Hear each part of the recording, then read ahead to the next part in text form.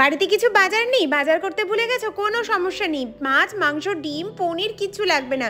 বাড়িতে পেঁয়াজ রসুন আছে তো? না থাকলে পাশের দোকান থেকে 10 টাকা দিয়ে কিনে এনো। পেঁয়াজ রসুন দিয়ে দুর্দান্ত স্বাদের একটা ভর্তা রেসিপি শেয়ার করব।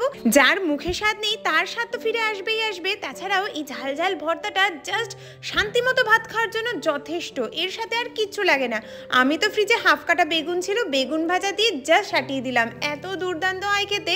একবার ভরসা করে জাস্ট এই রসুনের ভর্তাটা বানিয়ে দেখো, ভর্তার প্রেমে এমনি কেন বারবার পড়বে। তো এখানে দেখো পেঁয়াজগুলোকে ফালি ফালি করে কেটে নিয়েছি, ঠিক এই রকম করেই কাটবে, কুচি করবে না।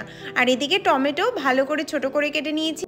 1.5টা মতো রসুন ছিল, সেটাকে খোসা ছাড়িয়ে এরকম হাম্বল দিস্তার মাধ্যমে ভালো করে কুটে নিতে হবে, একদম স্ম্যাশ করবে না, 3-4 টুকরো ভাঙলেই হয়ে যাবে। ভালো করে এটাকে কেটিয়ে রেখে দিলাম। আর ওইদিকে পেঁয়াজটা দেখতেই পাচ্ছ কেমন করে কেটেছি। এইবার রসুন যেটা করে রেখেছিলাম তার মধ্যে হাফ চামচ ধনে গুঁড়ো, হাফ চামচ জিরে গুঁড়ো, একটু ঝাল লঙ্কার গুঁড়ো আর 1 চামচ মতো হলুদ দিয়ে একটু জল দিয়ে মিশিয়ে রাখলাম। এটা আমরা পরে ইউজ করব। একটা ফ্রাইং প্যানের মধ্যে প্রথমে দিয়ে দেবো বেশ খানিকটা সরষের তেল, একটু সরষের তেলটা বেশি দিয়েছি।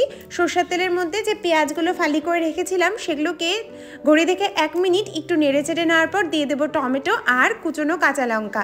কাঁচা লঙ্কাটা তোমাদের স্বাদ অনুযায়ী দেবে, খুব বেশি বা কম তোমাদের স্বাদ অনুযায়ী, কারণ ওইদিকে কিন্তু খেয়াল রাখতে হবে আমরা ঝাল লঙ্কার গুঁড়ো দিয়েছি।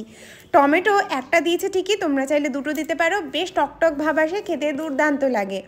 এইবার হাফ চামচ মতো লবণ দিয়ে টমেটোটাকে একটু গলিয়ে নেওয়ার পর দিয়ে দেবো সেই মিশ্রণ যেটা রসুনের সাথে আমরা তৈরি করে রেখেছিলাম। এইবার ফ্লেমটা বাড়িয়ে দিয়ে একটু ঘন ঘন করে শুকনো করে ঢেকে রাখবো 10 মিনিট।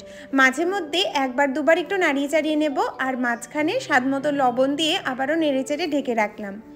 আমি এখানে 10 থেকে 15 মিনিট মতো ঢাকা দিয়ে একদম ভাজা ভাজা করে নিয়েছিলাম, দুর্দান্ত স্বাদ হয়, একবার করে দেখো।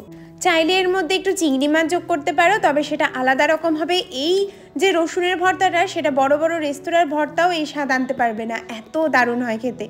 একটু হাফ চামচ মতো চিনি দিয়েছি, একটু চিলি ফ্লেক্স দিয়েছি, দিয়ে একদম শুকনো শুকনো করে নামিয়ে নেব। একদম গ্যাস বন্ধ করে 1.5 চামচ মতো সরষের তেল দিয়েছি, কারণ যে কোনো ভর্তায় সরষের তেল ছাড়া কিন্তু অসম্পূর্ণ। গ্যাস বন্ধ করার পর সরষের তেল দিয়ে ঢেকে রাখবে। আর গরম গরম ভাতে এরকম একটা ভর্তা পরিবেশন করে দেখো, মানে মাছ মাংস ডিম কিচ্ছু দরকার পড়বে না, কিচ্ছু না। একবার এই ঝিলে রান্নাঘর স্পেশাল ভর্তাটা জাস্ট বানিয়ে দেখো। আমরা তো কালী বেনারস থেকে এসেছি, মুখটা এত কেমন ছিল, এই ভর্তা খেয়ে মুখের স্বাদ জন্য ফিরে এলাম। বাজার করারও সময় ছিল না, তো ভাবলাম মায়ের স্পেশাল এই ভর্তাটা বানালে কেমন হয়।